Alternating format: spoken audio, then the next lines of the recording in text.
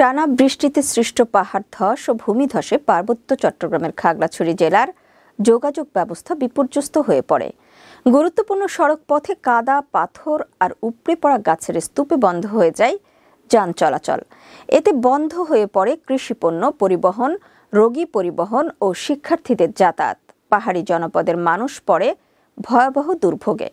এই সংকটময় মুহূর্তে মানুষের পাশে এসে দাঁড়ায় বাংলাদেশ আনসার ও গ্রাম প্রতিরক্ষা বাহিনী, বিশেষ করে হিল আনসার ও হিল ভিডিপি সদস্যরা। স্থানীয় প্রশাসনের সঙ্গে একযোগে তারা ঝাঁপিয়ে পড়ে উদ্ধার ও পুনর্বাসন কার্যক্রমে। বিস্তারিত দেখুন ডেস্ক রিপোর্টে। হাতে কোদাল, বেলচা আর দড়ি নিয়ে মানবিকতায় সজ্জিত হিল আনসার ও হিল ভিডিপি সদস্যরা স্থানীয় জনগণের দুঃখ কষ্ট লাঘবে অগ্রণী ভূমিকা পালন করে। সদর উপজেলা ও ভুয়াছড়ি এলাকায় স্বেচ্ছাশ্রমে তারা সরিয়ে ফেলেন ধ্বংসস্তূপ, কাদা